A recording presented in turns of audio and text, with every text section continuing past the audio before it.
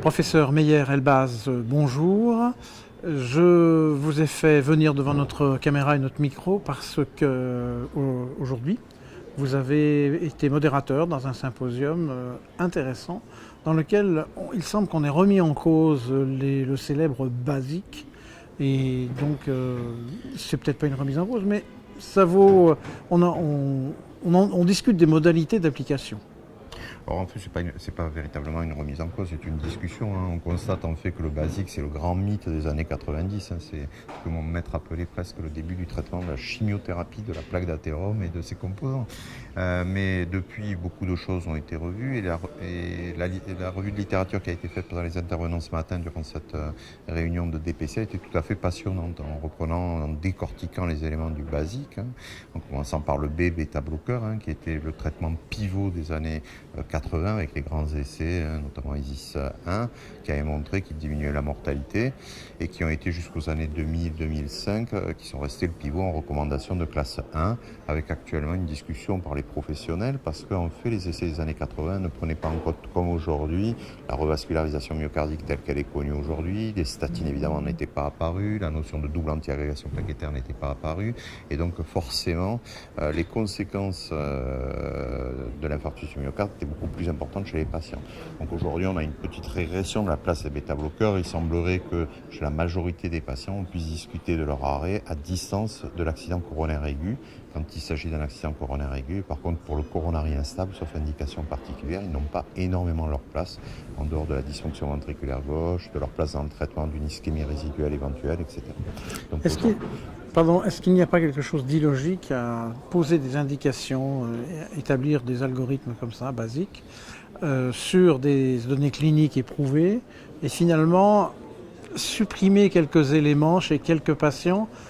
Est-ce qu'on c'était tout à fait logique, vraiment, dès la fin des années 90, on discute le basique maintenant, on est en 2018, en fait on a commencé à le discuter dès la fin des années 90, je me souviens de topos que je faisais à l'époque, on passe du prêt-à-porter sur mesure. On a les outils du prêt-à-porter, mais on fait quelque chose qui est intermédiaire, c'est-à-dire qu'on va essayer d'ajuster au moment et à la situation clinique du patient et au patient lui-même.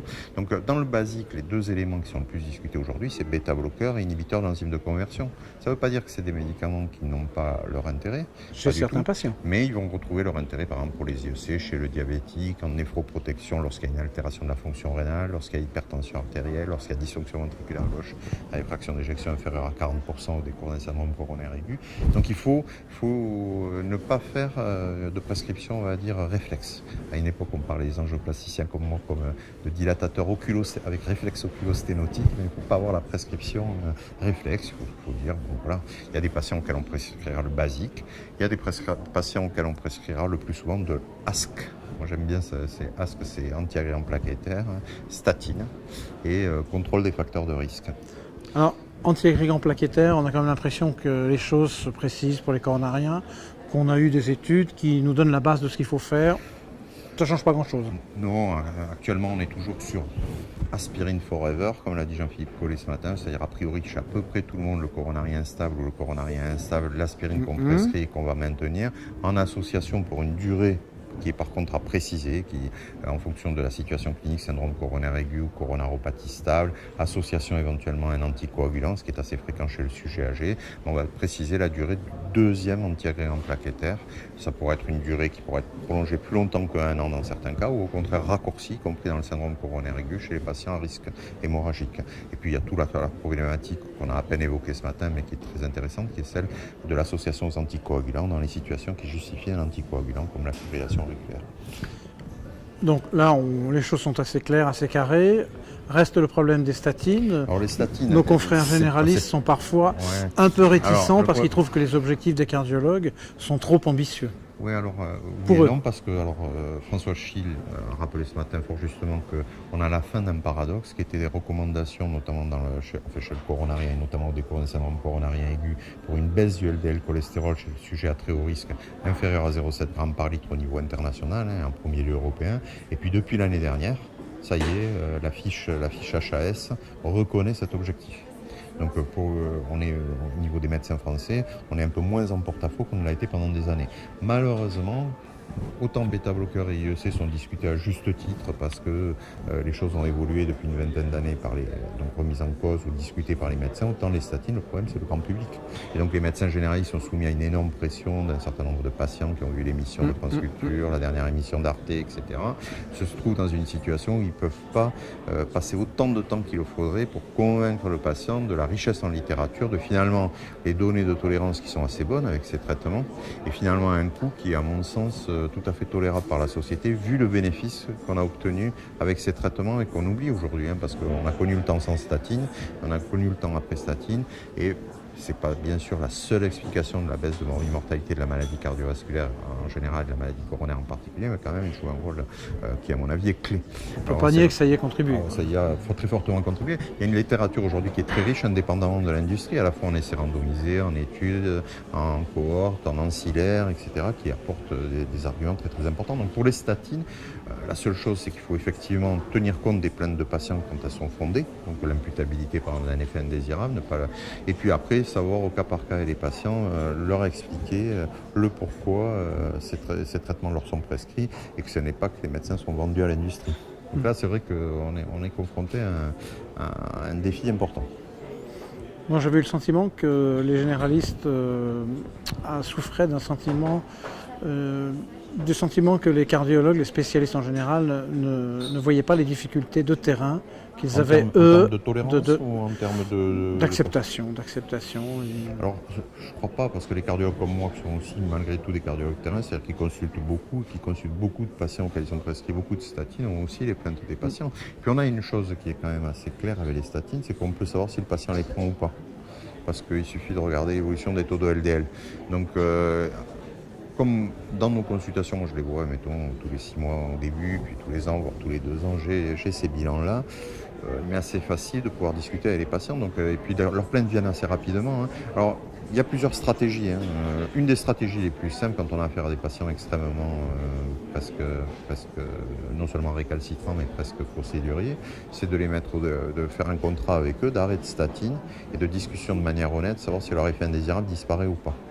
Et en réalité, dans la plupart des cas, leur effet indésirable ne disparaît pas parce que tout simplement, il s'agit de douleurs ostéotendineuses, ostéo-articulaires, musculaires d'autres origines. Et puis surtout, les patients vont voir remonter le taux de LDL. Donc je pense qu'il y a plusieurs pédagogies à adopter. Il y a des fois des patients avec lesquels il faut un peu répondre sur le ton de l'agressivité, mais le plus souvent, en fait, il faut rentrer relativement dans leur jeu. Et puis aussi, on est dans l'époque des fake news. Il faut un peu décrypter le phénomène fake news qu'il y a autour de ça. Et puis surtout, l'enrichissement éhonté qu'il peut y avoir de certains médecins ou non-médecins autour des livres qu'ils publient. Donc voilà, je pense qu'il y a pas mal de choses à dire. En tout cas, à l'issue de ce symposium, non, c'est même pas un symposium, excusez-moi l'erreur. La nuance est importante. La nuance est très importante parce qu'on a eu tout un parcours avec signature de tous les médecins qui participaient, signature de toutes les déclarations utiles et nécessaires de conflits d'intérêt potentiel. Donc dans ce DPC, qui a été d'ailleurs, la salle était remplie, les gens ont beaucoup participé, mais ce qui a été intéressant, c'est vraiment que tout le monde a été très nuancé. Qu'il apparaît clairement que le médecin, tout au long de sa vie professionnelle, moi j'ai commencé à les bêta-bloqueurs, c'était vraiment le paradigme de ma génération, et bien les bêta-bloqueurs, ils ont encore leur place, très clairement, mais il faut savoir justement laquelle elle est pour chaque patient individuellement et ne pas être un prescripteur fou. Alors après, il ne faut pas non plus les enlever à tout le monde, la fréquence cardiaque de repos, c'est quand même utile à regarder, le niveau de fonction ventriculaire gauche, la fraction d'éjection, le risque rythmique, etc. Facteur de risque.